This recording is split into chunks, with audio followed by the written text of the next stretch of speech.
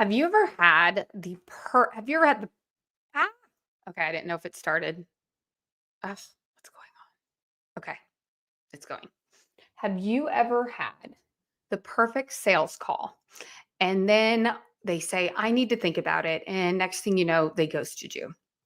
In this session today, I'm going to talk all about why that happens, why it's not what you think it is, and how to handle it in 3 easy steps. But before I do, I just wanted to say hello. I'm Jana Nixa. For those of you that don't know me, I'm the authentic sales coach and the conversion queen. I have over 40,000 sales calls under my belt and decades worth of sales experience to really show you and break down why your ideal clients are ghosting you, why it comes as a surprise after having like what seemingly felt like an incredible conversation, and what to do about it. So let's get into it. Now, oftentimes, if somebody's not sold, they will say things like, I need to think about it. Okay. Now, I'm not talking about for that 1 in 100 chance of people who actually do walk away, want to look at their finances, want to consider it, and are really thinking about it. For most people, it is what we call a smokescreen. Okay. And a smokescreen in the sales world is basically like a really easy surface answer when they don't actually want to give you the real objection. Okay. You also will have this when it comes to I can't afford it or I need to ask my partner. Typically, that is just the surface level. It's just a really good way of them getting off the phone with you without having to actually be really honest, brutally honest, maybe about your program, the fact that they're not feeling it, or the even deeper issue, which may be they don't know if they're going to actually show up for themselves. And so it's up to us as the coach or the consultant, the person who's on the other end, to really help guide them through that process so that you can understand what's the objection under the objection. Because oftentimes it's fear. And so we have to be able to help them see that. And if you're just going to let them get off because they're like, I need to think about it, then they're just going to ghost you and you'll never know the difference. So, all right. So here's my 3 steps that I find will prevent this from happening more often than not. So the first one is really handling a lot of the underlying fears and the objections in your messaging and in your content up front. When you can do this properly, what will happen is by the time they actually get to the call, a lot of that stuff has already been worked out and they're far more ready to buy. So I have my clients go through a full conversion content process before somebody gets on a solution call or a sales call, so that a lot of these underlying things are already being addressed and they don't have to worry about it once they get to the call. However, there are some other things you can do to make sure that that doesn't happen.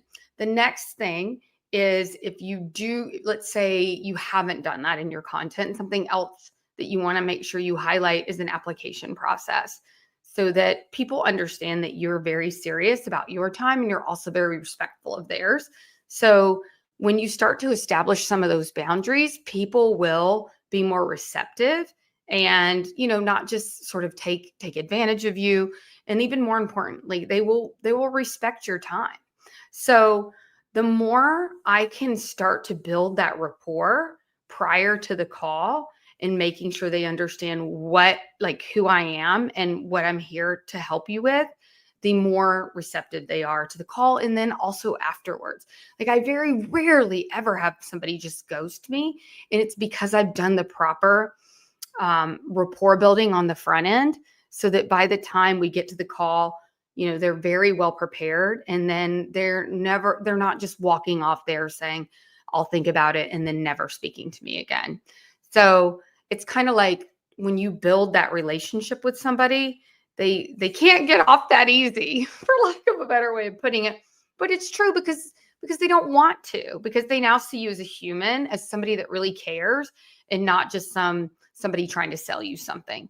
So it's really about doing that proper work on the front end. And the more you build that rapport and that relationship, they're just not going to feel like they're able to get away with something like that. That's something you do to people you don't know, not to people that you do know and that you care about. Okay. And that you value their relationship. So that's the next one. Let me see. The biggest reason that people are ghosting is because you're not able to communicate the value of your offer. So chances are you're spending a lot of time on the process and not the actual payoff. And when you do that, people just tend to get lost in the words. They're not really understanding how you're going to help them. They're just seeing a lot of stuff. So I like to say, sell the cake, not the recipe. A lot of people are like, they're going to have this many modules. You're going to get this many calls with me. You're going to get a Voxer. And that's not the stuff that really builds and activates desire for an ideal client. You really have to spend more time on the cake. Like, what is it going to look like after the transformation? How is it going to feel? And most importantly, really helping them understand that it is possible for them and that the change is going to be something that's safe for them. Because if there's anything the ego doesn't like, it's change. So we really have to make sure on that sales call that we're helping them see that it's safe. We're helping them see that you've got them, that you're certain and you're fully convicted in your ability to be able to help them get the transformation that they so desire. And even if they feel things underneath around, the resistance around, will this work for me? Or I've done a lot of things before and nothing's worked. Like, we really have to get in there with them in that resistance, not run away from it, so that they really do feel like, no, she's got my back. She is going to help me with this. Right. And when we do that, it's not that people need to think about it. When you're able to really activate that desire, they will then know beyond a shadow of a doubt that this is what they want to do, and it will be a full body yes. So it's a matter of staying with them and really helping them get to those deeper layers. So, when they say things like, I need to think about it, it's really understanding, like, tell me what's coming up for you right now. Like, are you conflicted? How do you feel about the offer, on a scale of 1 to 10? And if they're like, it's a 10 out of 10, then it's kind of like, then what do you need to think about? Right. And you don't want to say it in a weird, pushy way, but it's like, what? No, seriously, like, curiosity, neutral curiosity. Like, what is it that you feel like you need to consider?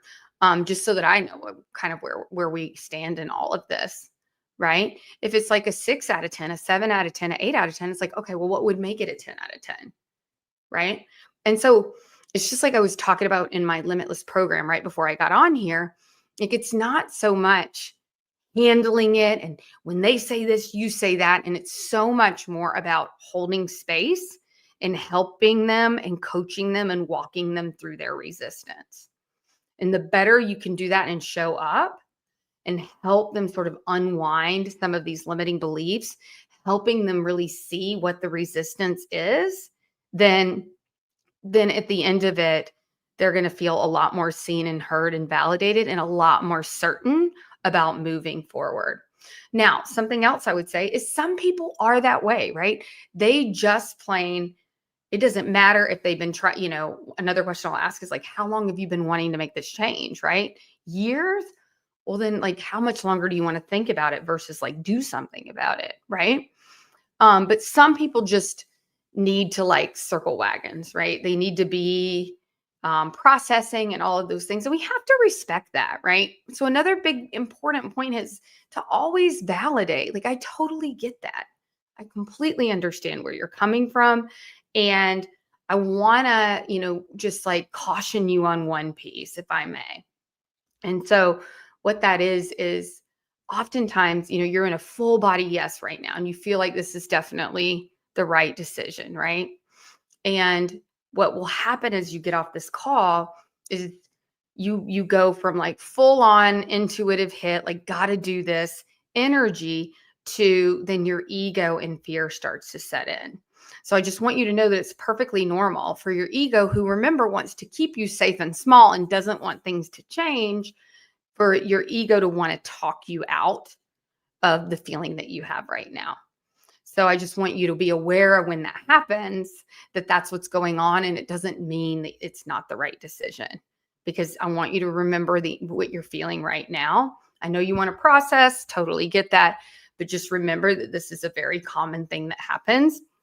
And then people end up shying away from what they actually want to do, which is not the goal here. Because at the end of the day, is working with me going to get you closer to where you want to go or further away? And that's really the question, isn't it? Is it going to get you to the transformation? And remember, that's what we're selling here. It's not your program. It's not this process. It's not all the modules or the calls. It's that transformational piece, and really helping them see that it is possible for them. That is it. I just had a client tell me, she was like, I remember you doing this with me, Jana. I remember you holding that space, that I was so scared, and you so didn't make it about you in the sale. And you really made it about me and staying with me through the fear and helping me feel secure in my decision. And so that's really what we have to learn to do when we're doing this process, because if they say they need to think about it or they can't afford it, you got to remember that that's usually just an easy way for them to get off. And if they really want to make those changes, if you've built really good rapport and you've really positioned yourself in your messaging, then by the time they get to the call, like, we really want to make sure that they move forward with what they want. This is a decision they already desire to make. They wouldn't be on the call if that weren't the case. So you have to remember these things, because it's not about you. It's not about selling your program.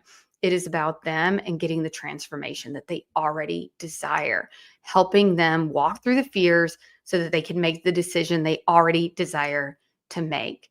That's what this is. So if you can stay in your service to others energy, right? In your authenticity, in love, and out of your ego, you will be far more impactful with this process. And this is something I teach inside my coaching containers, is how to maintain that so that you can have ego-free, sleaze-free sales conversations that actually, my client that I was just referring to was thanking me on a call in front of a bunch of people. She's like, thank you, because now I'm here. And I never would have been here had you not been able to hold me through that process and that scary time.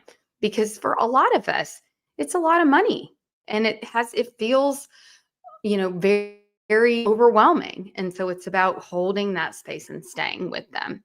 So other than that, I'm just trying to figure out if there was anything else I wanted to say. So those are the three main points I wanted to make. And if you feel like you want to go further with this, if you feel like, Jana, I want to understand this sales process at a deeper level. I want to understand, what is this conversion content you speak of, and this messaging, and how to have these ego-free, pressure-free sales calls.